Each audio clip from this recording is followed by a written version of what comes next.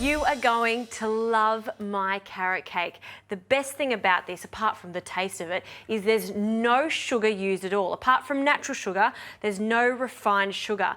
The sweetness from this cake comes from bananas, dates, and the raisins. And you can change this up as long as you use a core base of dates and banana for the sweetness. Now into a food processor, I'll place 2 very ripe bananas. The riper the bananas, the sweeter this is going to be, and also the moister the cake is too. So just breaking it up with your hands, and some pitted dates. And to keep this cake really moist, I'm adding some olive oil. Now you can use many different oils for this, coconut oil or sunflower oil, but I think the olive oil really makes this such a special cake because you're going to taste the sweetness of the oil, the grassiness of the oil. I'm measuring this out to 1/3 of a cup, and the olive oil can also go into the food processor. And now the lid can go on, and I'm going to blitz this until it's really, really creamed and smooth. All right, the food processor has done its job. Oh, look at that.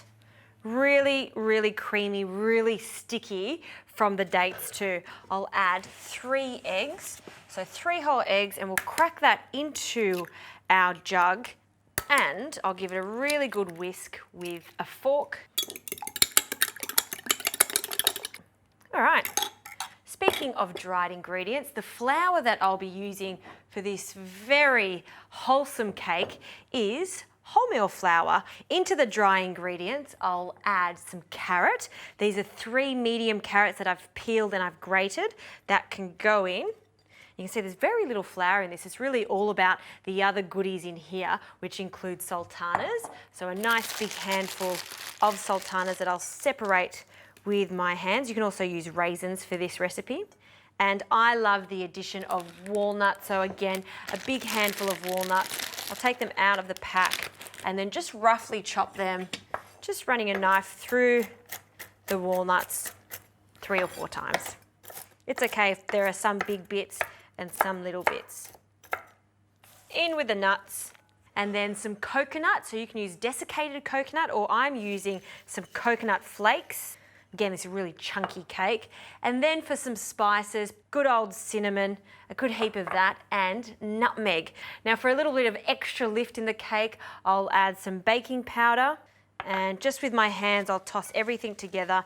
And to really show off all of the flavors in this cake, it's very important to add a good pinch of salt. Again, giving it another mix, and then we'll make a well in the center, and we'll add our egg first.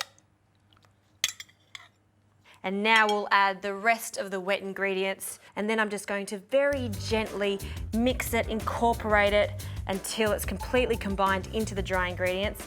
Then I'll place it into a lined springform tin and bake it at 180 degrees for about 30 to 35 minutes.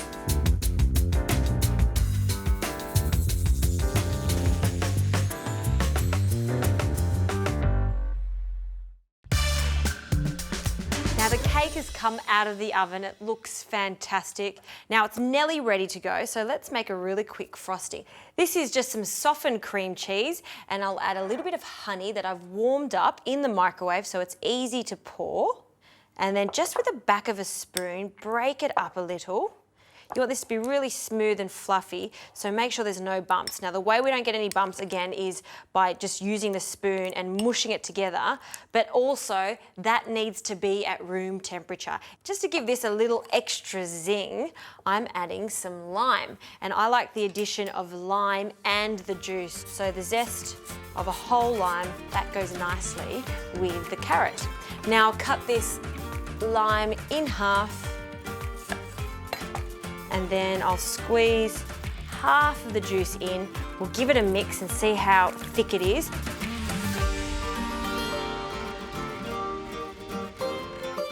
And then we'll take our mixture and dollop the cream cheese frosting over the top. I like to separate the frosting in a few areas just to make sure that we get a nice even topping, and just use your hands just to scrape off that little extra bit of frosting. And now with a palette knife, spread the frosting over the top. This kind of reminds me of a Christmas fruit cake, but I think it's even better with the addition of the carrot. A little bit of cream cheese on the top just to make it slightly naughty. This is a cake I think the whole family is going to enjoy. There's lovely little walnuts I'll finish off, and it's a wholesome cake that has loads of carrots in it, the dried fruit, bananas, very little refined sugar. This is the type of cake that you can have 2 pieces and know that it's not too naughty for you.